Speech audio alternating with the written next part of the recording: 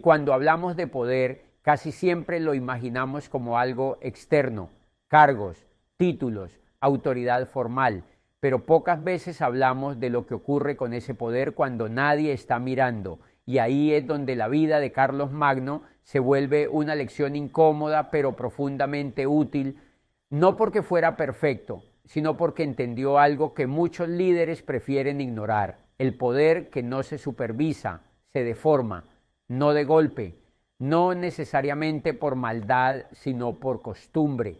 Carlos aprendió esto temprano, observando cómo funcionaban los reinos antes que él.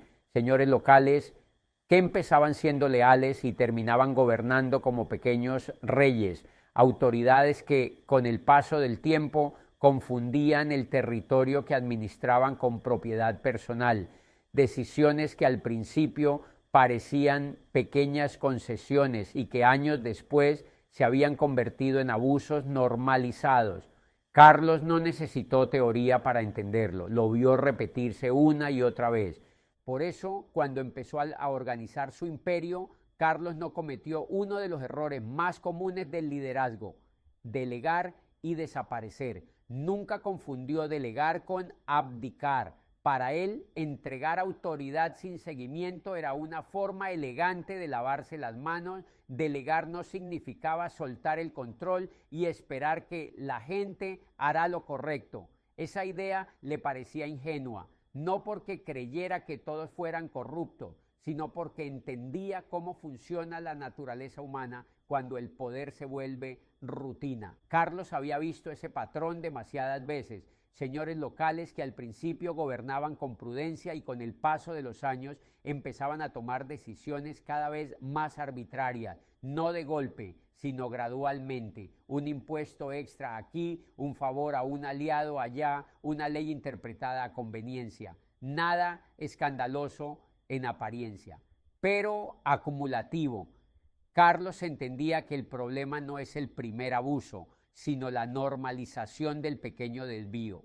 Por eso, cuando designaba condes en regiones recién conquistadas, no les entregaba el territorio como si fuera un feudo personal.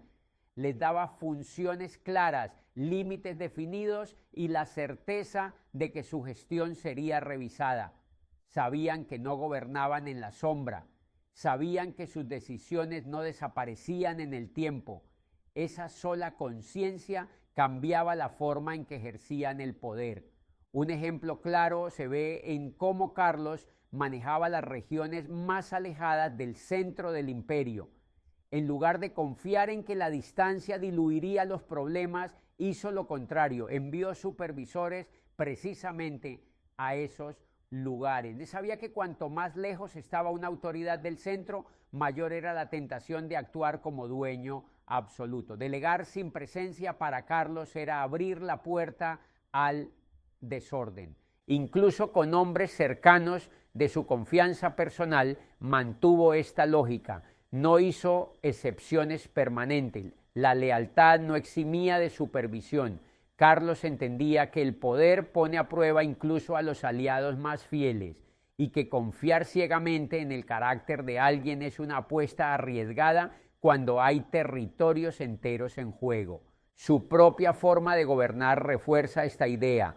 Carlos viajaba constantemente por el imperio, no solo para mostrarse, sino para observar, ver cómo se aplicaban las leyes, escuchar quejas directamente, corregir decisiones. No gobernaba desde un palacio aislado esperando informes pulidos. Sabía que los informes oficiales suelen decir lo que conviene, no siempre lo que ocurre. También es revelador cómo estructuró el trabajo de los Missi Dominici. No les dio poder absoluto para castigar, sino autoridad para revisar, escuchar y reportar. Delegó la supervisión, pero no la desconectó de su responsabilidad final. Él seguía siendo el punto de referencia. Delegar para Carlos era multiplicar su capacidad de ver, no reducir su implicación. Esta forma de liderar parte de una comprensión muy humana. Cuando el poder se vuelve rutina, deja de sentirse como una responsabilidad y empieza a sentirse como un derecho. Carlos no confiaba en que esa transición no ocurriría, la daba por inevitable y diseñaba sus sistemas para contenerla. Por eso su imperio no funcionó por la virtud excepcional de sus gobernantes locales, sino por la presencia constante de límites, no porque todos fueran malos, sino porque nadie es inmune al efecto del poder prolongado. Carlos no luchó contra la naturaleza humana, la aceptó y a partir de esa aceptación construyó estructuras que mantuvieran el orden incluso cuando la atención, la moral o la disciplina flaqueaban. Esa es la diferencia entre un líder que confía en personas y uno que confía en sistemas. Carlos confiaba en ambos, pero en ese orden, primero el sistema, luego las personas dentro de él. Carlos sabía que el problema no aparece el primer día, aparece cuando nadie revisa el segundo, el tercero, el 10º año, cuando una autoridad local empieza a tomar pequeñas decisiones sin consultar, cuando nadie pregunta por qué se tomó tal medida, cuando los afectados dejan de tener a quién reclamar. En ese silencio el poder empieza a cambiar de forma. Ahí nace una de sus decisiones más inteligentes: crear los misi dominici, no como un gesto de desconfianza personal, sino como una estructura permanente de supervisión. Estos enviados recorrían el imperio no para imponer castigos constantes, sino para observar, escuchar, corregir. Revisaban decisiones administrativas, escuchaban quejas de la población, evaluaban si los condes y autoridades locales estaban cumpliendo la ley imperial. Y esto es clave. Los misi dominici no estaban ahí solo para detectar grandes abusos, estaban ahí para impedir que los pequeños se volvieran normales, porque Carlos entendía que los sistemas no colapsan por un gran error repentino, sino por miles de pequeñas desviaciones toleradas. En muchos territorios, la sola llegada de estos enviados cambiaba el comportamiento de los gobernantes locales, no porque temieran un castigo inmediato, sino porque recordaban algo fundamental. No eran dueños del poder, eran responsables de él. Esa diferencia es enorme y Carlos la reforzaba constantemente. También entendió que la supervisión no puede depender de una sola mirada. Por eso los misi dominici solían ir en parejas, combinando autoridad civil y religiosa. No era casualidad. Carlos sabía que dos perspectivas distintas reducen el autoengaño, que cuando una sola autoridad controla todo se vuelve juez y parte. La supervisión cruzada no era un lujo, era una necesidad.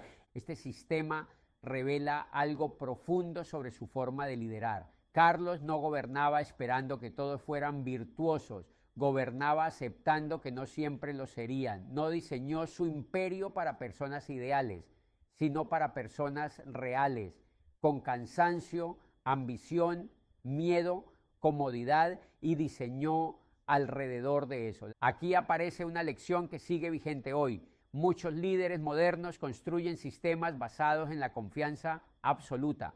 Yo confío en mi equipo, yo confío en mis colaboradores, y la confianza es valiosa, sí, pero cuando no va acompañada de supervisión, se convierte en abandono disfrazado de virtud. Carlos no confundía confianza con ausencia de control, y esto no lo hacía un líder paranoico. Al contrario, lo hacía un líder que entendía que la supervisión también protege a quien ejerce el poder. Un conde supervisado tiene menos tentación de cruzar ciertos límites. Un funcionario auditado duerme más tranquilo. La vigilancia no era solo castigo potencial, era contención. Carlos también sabía que el poder tiende a aislar, no porque las personas lo busquen conscientemente, sino porque es una consecuencia natural de gobernar. Quien manda empieza a rodearse de intermediarios, de asesores, de gente que filtra la realidad antes de que llegue a sus oídos. Poco a poco, sin notarlo, deja de escuchar a la población y empieza a escuchar solo a su círculo cercano, y ese círculo casi siempre tiene incentivos para suavizar los problemas, justificar decisiones y evitar conflictos incómodos. Carlos entendía que ese aislamiento es uno de los mayores enemigos del liderazgo. Un gobernante aislado no necesariamente es cruel, es peligroso porque gobierna sobre una versión distorsionada de la realidad, toma decisiones sin sentir sus efectos, corrige tarde, castiga mal, y cuando el conflicto estalla ya no entiende por qué. Por eso creó un sistema que rompía ese aislamiento de forma deliberada. Los Misi Dominici no estaban diseñados solo para auditar papeles o revisar leyes. Su función más importante era escuchar directamente a la gente común, campesinos, comerciantes, clérigos locales, comunidades enteras que no tenían acceso directo al poder. Carlos quería saber qué estaba pasando realmente en sus territorios, no lo que los gobernantes locales decían que estaba pasando. Este detalle es crucial. Carlos sabía que los informes oficiales casi nunca mienten del todo, pero casi siempre omiten lo incómodo. Un conde podía decir que había orden, mientras la población vivía bajo abusos menores pero constantes. Podía hablar de paz mientras las tensiones se acumulaban silenciosamente. Carlos entendía que el descontento no siempre se presenta como rebelión abierta, muchas veces se manifiesta como desgaste, miedo, resignación. Cuando los Misi Dominici llegaban a una región, abrían canales de queja directa. No pasaban primero por el conde, no pedían permiso para escuchar. Eso cambiaba completamente la dinámica. La gente sabía que había una instancia superior que podía oírla, y el conde sabía que su versión no sería la única. Un ejemplo práctico de esta lección se ve en cómo Carlos evitó que muchos abusos escalaran. Cuando una autoridad local sabía que alguien podía llegar y escuchar al pueblo, moderaba su comportamiento, no porque fuera malintencionado, sino porque recordaba que sus decisiones tenían consecuencias observables. El poder dejaba de ser una burbuja cerrada. Carlos también aplicó esta lógica a sí mismo. No se quedó gobernando desde un solo punto. Viajó constantemente por su imperio, no para exhibirse, sino para exponerse a la realidad, ver caminos, iglesias, tribunales, escuchar disputas locales, percibir tensiones que ningún informe podía transmitir. Sabía que un líder que no ve termina gobernando una abstracción. Esta práctica revela una lección de liderazgo muy concreta. El poder necesita fricción con la realidad para no deformarse. Cuando todo lo que llega al líder pasa por filtros, el sistema se vuelve frágil.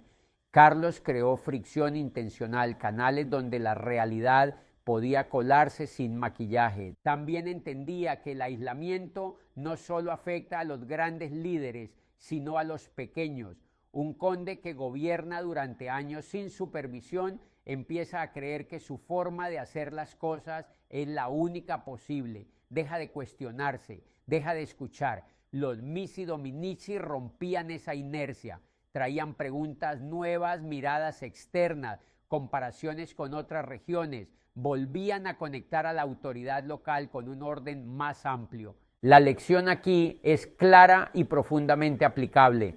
El liderazgo no falla solo por malas intenciones, sino por desconexión progresiva. Cuando alguien deja de escuchar a quienes viven las consecuencias de sus decisiones, empieza a gobernar mal, incluso con buenas intenciones. Carlos entendió que escuchar no es un gesto de humildad simbólica, es una herramienta de gobierno. Por eso no confiaba únicamente en reportes ni en jerarquías cerradas. Quería voces reales, experiencias directas, versiones sin pulir. Sabía que la verdad incómoda es más útil que la mentira cómoda, y diseñó su sistema para que esa verdad pudiera llegar hasta el centro del poder. Esta es una de las lecciones más silenciosas, pero más valiosa de su liderazgo. El poder necesita oídos abiertos tanto como necesita autoridad. Sin eso se encierra, se endurece y termina rompiéndose desde dentro.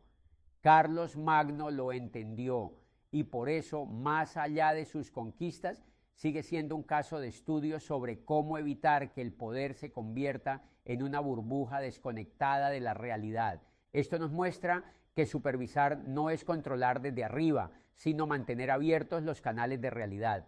Carlos no quería gobernar a ciegas. Sabía que cuando el líder deja de ver lo que ocurre en la base, empieza a gobernar una ficción. Incluso en regiones que parecían estables, Carlos mantenía este sistema activo. No esperaba a que hubiera problemas para intervenir, porque entendía que cuando el problema es visible, ya es tarde. La supervisión preventiva era su forma de sostener el orden sin recurrir constantemente a la fuerza. Esta mentalidad explica por qué su imperio fue relativamente funcional durante su vida, no perfecto, no libre de conflictos, pero operativo. El poder no se concentró completamente en manos locales sin control, no se fragmentó de inmediato, porque había una estructura que lo contenía. Y aquí aparece la lección más incómoda.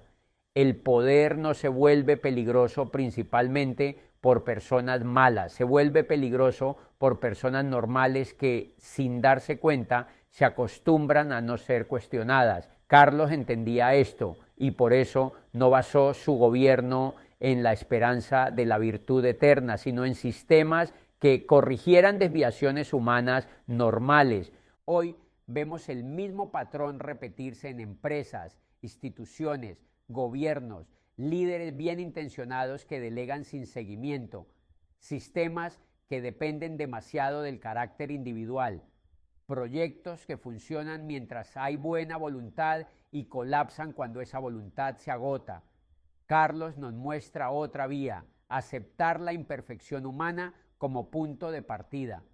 Supervisar no es desconfiar, es hacerse responsable. Carlos lo entendía con una claridad que sorprende incluso hoy. Para él, la supervisión no era una señal de paranoia ni de debilidad, sino una forma concreta de asumir el peso del liderazgo. Delegar poder y luego mirar hacia otro lado no era confianza, era evasión. Supervisar significaba aceptar que si algo se desviaba, la responsabilidad última seguía siendo suya. No es microgestionar, es diseñar límites claros. Carlos no estaba revisando cada decisión menor de cada conde. Eso habría sido imposible y contraproducente. Lo que hacía era establecer un marco dentro del cual las decisiones podían tomarse. Definía qué estaba permitido, qué no y qué consecuencias existían cuando se cruzaban ciertos límites. La supervisión no buscaba asfixiar la iniciativa local, sino evitar que esa iniciativa se convirtiera en abuso. Un ejemplo claro está en cómo organizó a los condes. Tenían margen de acción, sí, podían administrar justicia, recaudar impuestos, mantener el orden, pero sabían que su autoridad no era absoluta. Sabían que tarde o temprano alguien llegaría a revisar su gestión. Esa expectativa constante cambiaba el comportamiento, no porque todos fueran corruptos, sino porque todos sabían que sus actos tenían un marco y una memoria. No es controlar cada acción, es asegurarse de que nadie quede fuera de la rendición de cuentas. Carlos entendía que el verdadero peligro aparece cuando alguien empieza a sentirse intocable, cuando una autoridad local cree que ya no debe explicar sus decisiones a nadie. Ese es el momento en que el poder empieza a deformarse. Por eso incluso los hombres más cercanos al emperador estaban sujetos a revisión. Los misi dominici no iban solo a buscar culpables, iban a preguntar, a escuchar, a contrastar versiones, iban a recordar que el poder no era propiedad privada. En muchos casos, su sola presencia evitaba conflictos mayores, porque cuando existe rendición de cuentas, muchas desviaciones ni siquiera llegan a ocurrir. Esta lógica revela una comprensión profunda del liderazgo. Carlos no confiaba en sistemas basados únicamente en la buena fe, confiaba en sistemas donde la buena fe era reforzada por estructura, donde la responsabilidad no dependía del carácter heroico de unos pocos, sino de reglas claras aplicadas de forma consistente. Y esto también protegía al propio sistema, porque cuando no hay supervisión, los errores se acumulan en silencio. Nadie corrige, nadie alerta, nadie asume. Cuando finalmente el problema estalla, ya es demasiado grande. Carlos prefería la corrección temprana al castigo tardío. Supervisar, en su lógica, era una forma de cuidar el orden sin recurrir constantemente a la fuerza. Era prevención, no reacción. Era estructura, no improvisación. Y sobre todo, era una manera de recordar que el liderazgo no se ejerce soltando el control, sino sosteniéndolo con inteligencia. Esta lección sigue siendo incómoda hoy porque choca con una idea muy popular, que supervisar es desconfiar, que revisar es faltar al respeto, que pedir cuentas es autoritarismo. Carlos nos muestra lo contrario, nos muestra que la ausencia de supervisión no es libertad, es abandono, y que la verdadera confianza no elimina los límites, los hace explícitos. En ese sentido, su forma de gobernar no fue opresiva, fue realista. Partía de una comprensión honesta de cómo funciona el poder sobre las personas y desde ahí diseñaba sistemas que no dependieran de la perfección humana, sino de la responsabilidad compartida. Carlos no gobernó creyendo que el poder lo haría mejor persona, gobernó sabiendo que el poder pone a prueba a cualquiera y por eso lo rodeó de controles, revisiones y correcciones constantes. No porque odiara a sus gobernantes locales, sino porque entendía lo suficiente la naturaleza humana como para no idealizarla. Esa es la lección que deja su vida en este punto. El liderazgo real no se basa en confiar ciegamente, sino en crear estructuras que funcionen incluso cuando las personas fallan, porque fallarán, no siempre por maldad, muchas veces por costumbre. Y un líder responsable no espera a que eso ocurra para actuar, diseña antes, ¿no? Supervisa siempre y sostiene el orden sin necesidad de convertirse en tirano. Carlos Magno entendió eso y ahí, más que en sus batallas, está una de las razones por las que seguimos aprendiendo de él hoy.